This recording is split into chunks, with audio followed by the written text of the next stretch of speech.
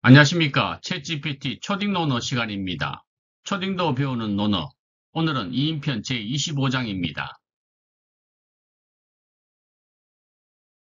인 제25장에는 어떤 내용이 들어있을까요? 일반적인 해석부터 살펴보도록 하겠습니다. 공자께서 말씀하셨다. 덕은 외롭지 않아 반드시 이웃이 있다. 덕이 있는 사람은 외롭지 않다고 했습니다. 그리고 이웃이 있다. 즉 친구가 있다는 이야기입니다. 챗GPT가 이 구절을 초등생을 위해서 어떻게 해석을 했을까요? 공자님이 말씀하셨어요. 착하게 사는 사람은 혼자가 아니야. 꼭 친구가 생기게 돼. 덕이 있는 사람을 착하게 사는 사람으로 해석을 했고요. 외롭지 않다를 혼자가 아니라고 해석을 했습니다. 그리고 반드시 이웃이 있다를 꼭 친구가 생기게 된다고 이야기를 했습니다. 그럼 착한 사람은 꼭 친구가 생기게 된다. 즉 이웃이 있다는 그런 이야기로 들립니다. 이 말은 착한 사람 곁에는 꼭 함께 하고 싶은 친구들이 생긴다는 이야기입니다. 착한 마음은 다른 사람들의 마음도 끌어당기니까요. 즉, 참된 덕을 가진 사람은 혼자 있는 것처럼 보여도 결국 그 덕을 따르는 사람들이 모여들게 되어서 외롭지 않다, 이런 뜻을 담고 있습니다.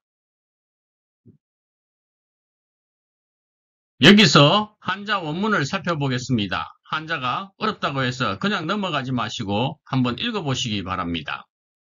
자활, 덕불고라, 필류인인이라. 공자께서 말씀하셨다. 덕은 외롭지 않아 반드시 이웃이 있다.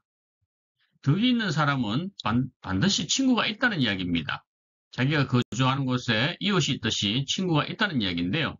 요즘은 아파트 생활을 하기 때문에 대부분이 이웃이 누군지도 잘 알지 못하는 경우가 많습니다. 그러나 예전에는 한 동네, 한 마을, 뭐에 있는 사람은 거의 대부분 알게 됩니다. 그런데 덕이 있는 사람은 이웃들이 그런 사람들이 그 사람을 더 따르게 된다는 그런 이야기가 되겠죠.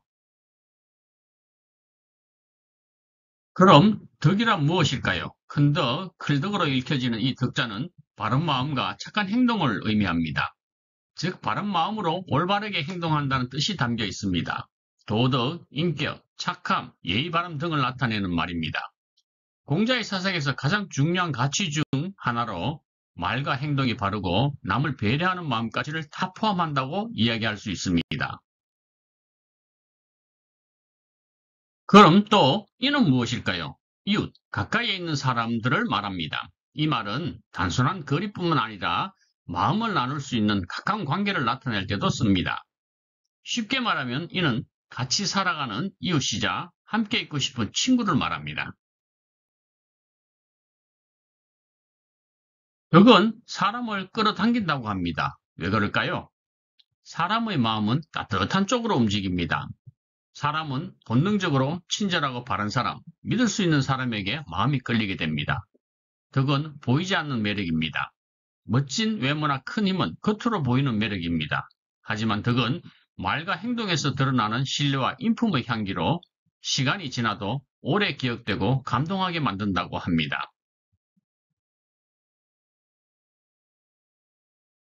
공자가 말한 덕의 힘은 바로 이겁니다. 덕은 바람과 같고 사람은 풀과 같다. 바람이 불면 풀은 반드시 눕는다. 즉, 덕 있는 사람은 바람처럼 영향을 주고 다른 사람들은 그 덕에 감동해서 자연스럽게 따르게 된다는 그런 말입니다. 챗GPT가 학교 생활을 예를 들어서 설명하고 있습니다. 반에서 늘 남을 잘 도와주는 아이가 있었습니다. 숙제를 못한 친구를 도와주고 말도 예쁘게 하고 선생님께도 예의가 바르다. 이런 친구는 어떤 사람일까요? 자연스럽게 친구들이 그 아이 주변에 모여들게 됩니다. 쟤랑 있으면 마음이 편해. 쟤를 믿을 수 있어. 이게 바로 덕의 끌어당기는 힘입니다. 또 학교에서 진심으로 배려를 잘해주는 선생님이 계시죠? 혼내는 대신 이해해주고 실수해도 기회를 주고 말보다 행동으로 보여주는 그런 선생님이 계십니다. 그러면 아이들도 선생님을 좋아하고 부모님도 신뢰하게 되고 동료 교사들도 존경하게 돼요. 즉, 덕이 사람을 끌어당긴 겁니다. 오늘의 한자 배워보겠습니다. 이덕, 복인, 써이, 클덕, 옷복, 사람인.